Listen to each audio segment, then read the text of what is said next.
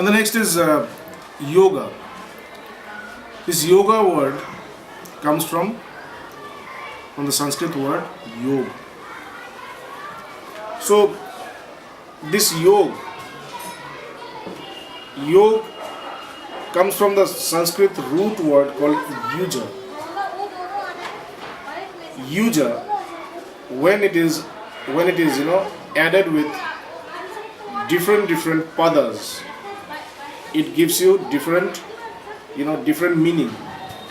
So there are three meanings mainly. There are three meanings in this of yoga. One is, when this huge dhatu, it's called huge dhatu, or the root Sanskrit word yuj is attached with parasmai pada or atmanai pada. So it creates three different kinds of meaning. The first meaning of yoga is samadhi. Samadhi means the state of super consciousness, where a man becomes one with the supreme consciousness, or the supreme, or the supreme truth. So this is the first meaning of yoga. Next one is to add, to mix, to connect. So this is the second, the second meaning of yoga is to connect, to add, to join. That is also yoga. And the third meaning of yoga is attainment. Worldly attainment, spiritual attainment is also called yoga. So you will see that in Bhagavad Gita, Lord Krishna is referred to as Yogeshwara. Yatra Yogeshwara Krishna, Yatra Partha Dhanurdhara.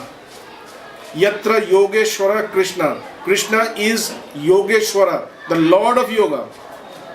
So through yoga, with yoga, when you practice yoga, or when you are in yoga, the person you meet or the attainment you have is Krishna, because he is the Lord of yoga. Yatra Yogeshwara Krishna. So yoga means samadhi. Yoga means attainment.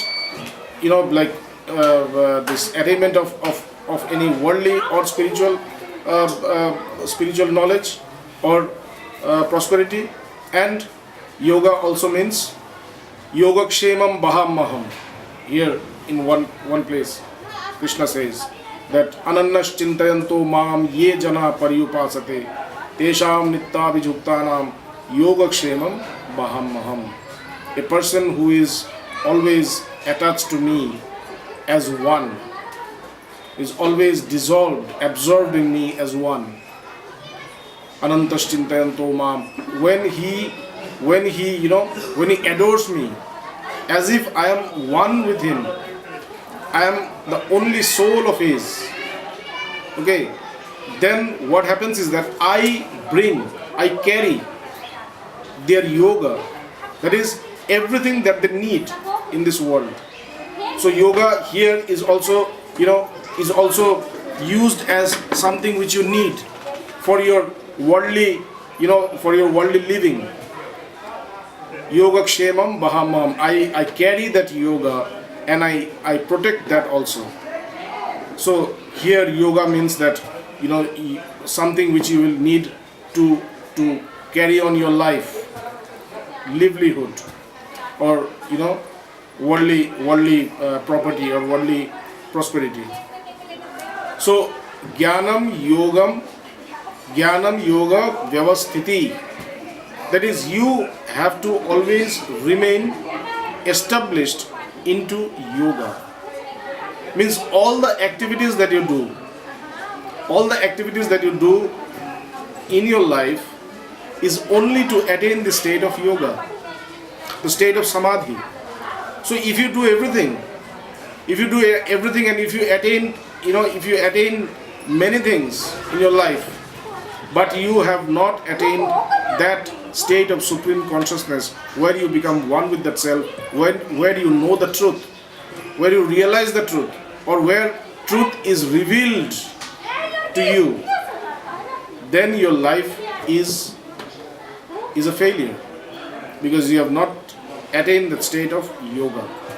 So jnanam yoga vyavasthiti, that is always thriving towards yoga, always thriving towards knowledge, always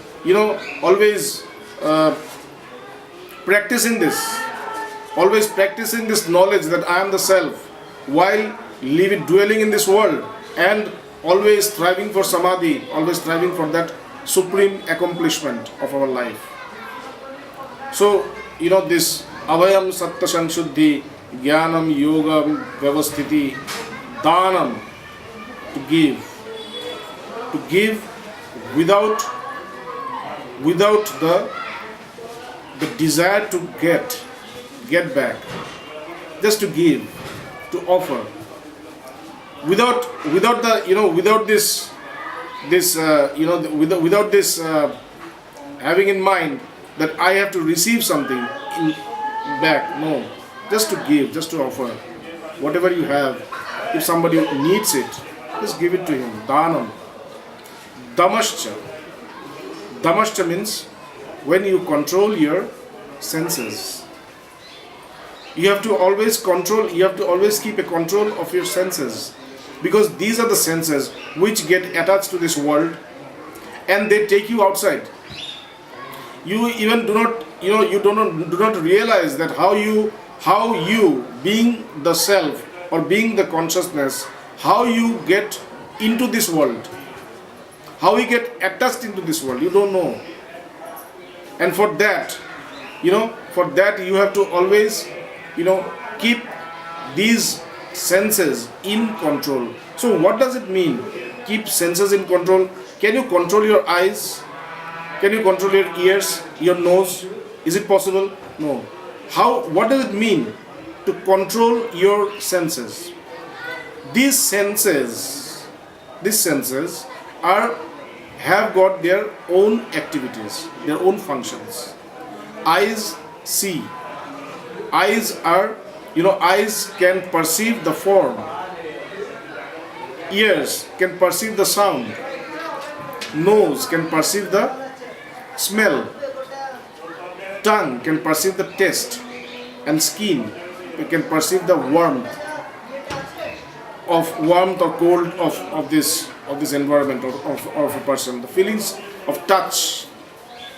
So to keep the senses in control means the eyes, they want to see some definite form always. That means the eyes are attached to those objects which they want to see. So these objects which the eyes wants to see is called sense objects. The eyes get attached to them. Dhayato vishaya pungsham shangasteshu upajayate. When you go into this world, when you go into this, into the objects through your senses, what happens is that they get attached. The senses get attached with the external objects.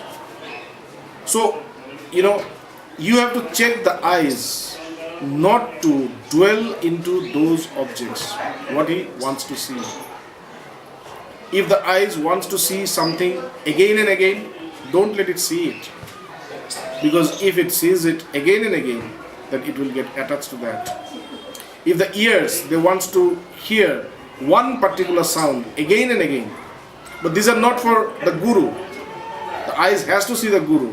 The eyes has to see the Lord. So here, there is no question of attachment. This attachment is good. But all the other attachments of this world, where the eyes, the ears, the tongue, the smell, the nose, the skin,